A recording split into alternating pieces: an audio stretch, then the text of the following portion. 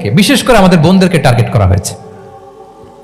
নারীদেরকে, আমাদের বোনদেরকে, তাদেরকে প্ররোচিত করা হচ্ছে, তাদের সামনে আইডিয়া হাজির করা হচ্ছে যে নারী যত বেশি নগ্ন হতে পারে সে তত বড় সাহসী নারী।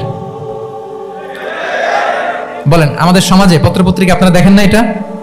যে নারী নিজেকে যত এক্সপোজ করবে সে তত বড় কি সাহসী নারী, এই তকমা তাকে দেয়া হচ্ছে। এটা টোটাল কমপ্লিট শয়তানের একটা মিশন।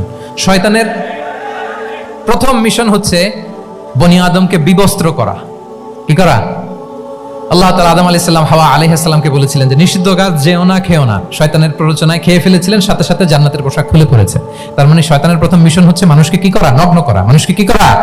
নগ্ন করা। তাহলে আমাদের বোনদেরকে এমন ভাবে তাদের সামনে উপস্থাপন করা হচ্ছে, প্ররোচিত করা হচ্ছে এবং বলা হচ্ছে নগ্নতার পথে যে বেশি হাঁটে সে নাকি তত সাহসী নারী। নাউযুবিল্লাহি মিন যালিক। তাহলে এই যে মানব জাতিকে বস্ত্রহীন করা, এটা শয়তানের একটা মিশন।